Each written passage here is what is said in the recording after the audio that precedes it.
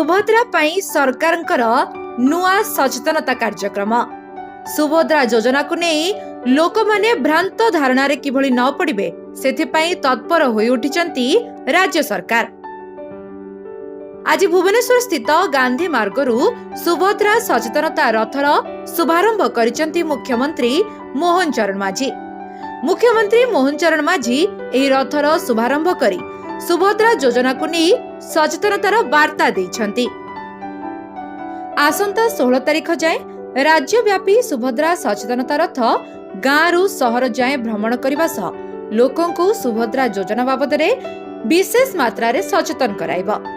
आज सुभद्रा सचेतनता रथर शुभारंभ अवसर में उप मुख्यमंत्री प्रभाती परिडा कहिथिले जे महिलांको सर्वांगीन उन्नति करबा पाई मोहन सरकार सबुबेले अंगीकारबद्ध रहिछि एवं आगकु मध्य रहिब। लोके प्रधानमंत्री नरेंद्र मोदी और मुख्यमंत्री मोहन माझीଙ୍କ उपरे विश्वास रखिछन्ति आ से विश्वास उपरे ही आमे आगकु काम करिबु।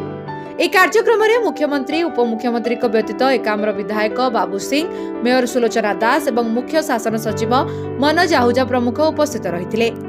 सुभद्रा योजना को नहीं सबुठी भिड़ जमुछि, तेणुकरी महिला मानकु केउ भली अनेक लोभी लोक भ्रमित करि परिबे सेथिप्रति एभली सचेतनता कार्यक्रम अनुष्ठित करा जाउछि।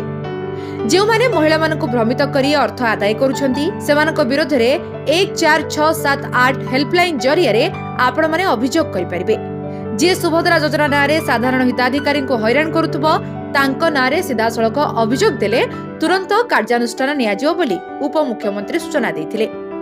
वर्तमान सुधा सुभद्रा योजना रे 3.5 लाख आवेदन होई सारलाणी, आगकु मध्य जारी रहिबो। अनेक लोक एहारो लास्ट डेट पई भयभीत अछंती, किंतु निजे मुख्यमंत्री कहिसंती जे एई सुभद्रा योजनार कोनोसी भी शेष आवेदन तारीख नाही। तेणुकरी जो माने 17 तारीख पर भी आवेदन करिवे सेमाने मध्य योजना रे शामिल होई परिबे एवं समान अनुदान पाइबे। शेष हिताधिकारी शामिल न हेबा पर्यंत आवेदन प्रक्रिया ठीक एमती चलिबो।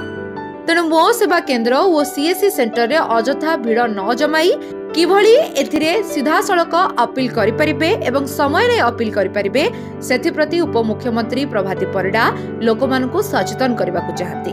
तेणुकरी आरंभ होईछि एई सुभद्रा सचेतन रथ।